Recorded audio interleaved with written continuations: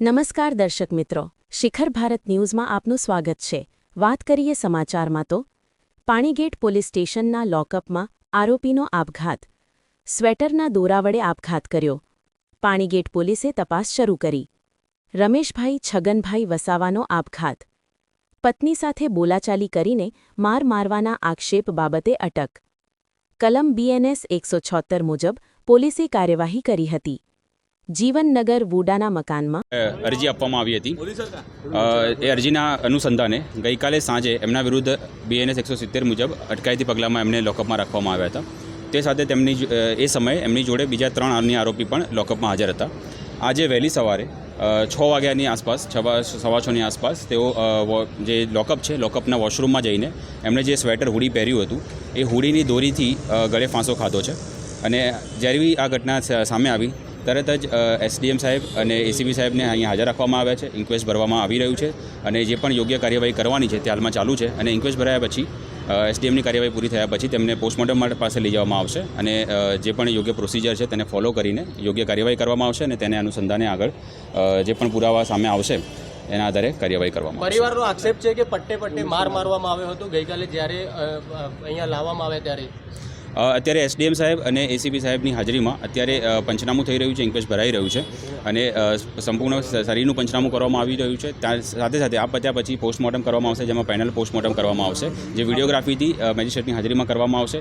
જો કંઈ પણ માર મારવામાં આવ્યો હશે તો તેના પુરાવા આપણી પાસે આવશે તો યોગ્ય કાર્યવાહી કરવામાં આવશે। પણ અત્યારે હાલ પૂરતું જે પ્રમાણે ઘટના છે કોઈ પણ માર મારવામાં આવ્યો નથી। આ બહુ સામાન્ય ઘટના હતી, પતિ પત્નીના ઝઘડા હતા અને તેના કારણે જે અરજી કરવામાં આવી હતી તેમાં કોઈપણ પ્રકારનો માર પોલીસ દ્વારા મારવામાં આવેલ નથી અને એમણે જે આત્મહત્યા કરી છે તે બાબતે આગળ કાર્યવાહી કરવામાં આવી છે। કસ્ટડીમાં આત્મહત્યા કરી છે, આપ શું માનો છો, કોની બેદરકારી છે? પોલીસની બેદરકારી ખરી? પાણીગેટ પોલીસ સ્ટેશન પોસ્ટમોર્ટમ થઈ જાય અને એના જે CCTV ફૂટેજ છે તેના આધારે એને ચેક કરીને એનું સર્વેલન્સ કરીને પછી યોગ્ય નિર્ણય પર આપણે આવી શકીશું। પ્રાથમિક તબક્કે કોઈ કાર્યવાહી કરાશે અત્યારે? પ્રાથમિક તબક્કે તો અત્યારે આપણા ઇન્ક્વેસ્ટ ભરી રહ્યા છીએ। SDM સાહેબ જે એક્ઝિક્યુટિવ મેજિસ્ટ્રેટ છે તે અને ACP સાહેબની હાજરીમાં, ત્યારબાદ આપણે મેજિસ્ટ્રેટની હાજરીમાં પોસ્ટમોર્ટમ થશે અને પોસ્ટમોર્ટમનો રિપોર્ટ આવશે, CCTVનું પ્રોપર એનાલિસિસ થશે અને એના આધારે જ આપણે કાર્યવાહી આગળ હાથ ધરી શકીશું। પોલીસની ભૂલ હશે તો જવાબદારી નક્કી કરવામાં આવશે? જો ભૂલ હશે, જે પ્રમાણે પુરાવા આપણી પાસે આવશે તે પ્રમાણે આપણે કાર્યવાહી કરીશું। અત્યારે હાલમાં પ્રાઇમા ફસીમાં કોઈને પણ આપણે આક્ષેપ કરી શકીએ તેમ નથી। કોઈ પણ આરોપી જ્યારે કસ્ટડીમાં આવતો હોય છે ત્યારે કઈ બાબતોનું ધ્યાન રાખવામાં આવતું હોય છે? કારણ કે આ જે પ્રકારે ગળે ફાંસો ખાધો છે ખૂબ ગંભીર બેદરકારી ગણી શકાય છે। એનું જ્યારે પણ કોઈ પણ આરોપીને લોકઅપમાં મૂકતા હોઈએ છીએ ત્યારે જે પણ કાર્યવાહી કરવાની હોય છે તો તેને આપણે પ્રોપર પોકેટ્સ વગેરે ચેક કરીએ છીએ, જેની પાસે જે પણ મોબાઈલ કે કંઈ હોય તેને બહાર મુકાવીએ છીએ। તે તમામ કાર્યવાહીનું લીગલી ધ્યાન રાખીને એને લોકઅપમાં મૂકવામાં આવેલ હતો। સ્વેટરની દોરીથી આપઘાત કર્યો તો શું એ બાબતે ચેક કરવામાં આવે છે કે નહીં? કારણ કે આ પણ એક ગંભીર બેદરકારી જ કહી શકાય। કારણ એ બાબતે અત્યારે SDM સાહેબ, ACP સાહેબ હાજર છે, CCTV ફૂટેજ આપણી પાસે ઉપલબ્ધ છે, તેને યોગ્ય એનાલિસિસ કરીને સિનિયર ઓફિસરની હાજરીમાં એનું સુપરવિઝન કરવામાં આવશે અને જેની પણ બેદરકારી હશે તો યોગ્ય કાર્યવાહી કરવામાં આવશે। એ પુરાવાના આધારે થશે। અત્યારે પ્રાઇમા ફસી આપણે કંઈ પણ કહી શકીએ એમ નથી। આરોપીનું વેઇટ કેટલું ખબર છે? આરોપી જે છે એમની ઉંમર 38 વર્ષ છે। વેઇટ અને એ બધું અત્યારે હાલમાં તપાસ ચાલુ છે। સાહેબ શું પ્રાથમિક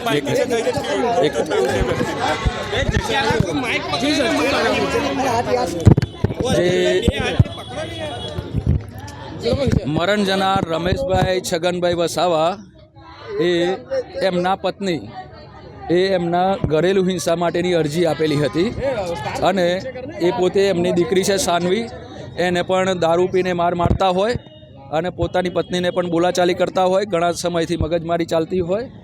એના પત્નીએ અરજી આપેલી, અરજીના કામે સ્ટેટમેન્ટ લીધા બાદ એમને ગઈકાલે અટકાયતી પગલાંના કામે એમને અટક કરેલા હતા, બરાબર? અને ફરિયાદ નહીં થઈ, અરજી હતી અને અરજીના કામે અટકાયતી પગલાંમાં BNS 170 મુજબ એમને અટક કરવામાં આવેલા હતા।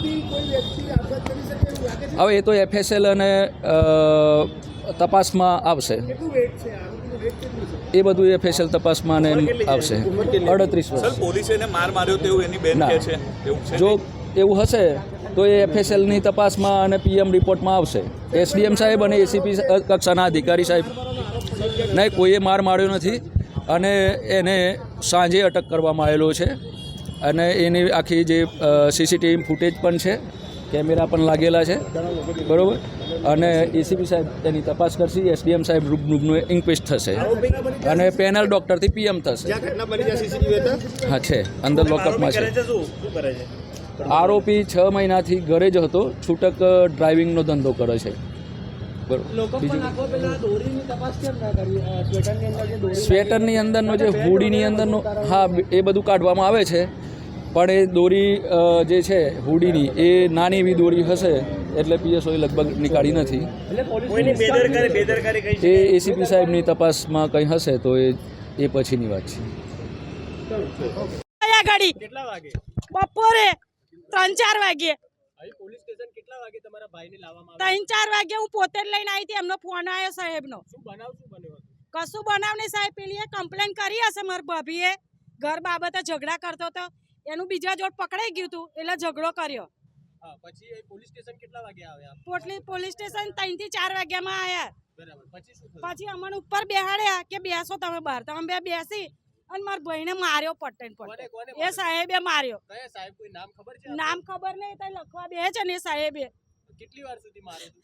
મને નીચે ઉતાર દીધી સાહેબ. મેં એવું કીધું મારા ભાઈને ના મારશો, મારા બાપ. મેડમ મારું એક ને એક બારી માફ જ નહીં મેડમ. આપની શું માંગ છે હવે? મેં મારી બોડી નથી લઈ લઈ જવાની. મને ઇન્સાફ જોઈએ. મારા ભાઈનો હારો ને હારો હું લઈને આવી છું. કેમેરા બી ચેક કરો. રાત્રે જમવાનું પણ હાલવા આવી છું. કેટલા વાગે આવ્યા હતા રાત્રે? 8 વાગ્યા પછી આવી હતી સાહેબ. ખીચડી શાક લઈને આવી હતી હું. સવારમાં બી ચાલીને આવી તોય મને વાત નહીં કરી. તમારા ભાઈએ તમને રાત્રે જ્યારે જમવાનું આપવા આવે ત્યારે કોઈ વાતચીત કરી? ના, કશી વાત નહીં કરી મને. એને આ લોકોએ મળવા જ નહીં દીધો. એટલો મોટો હું ગુનો કરી નાખ્યો તો મારા ભાઈ.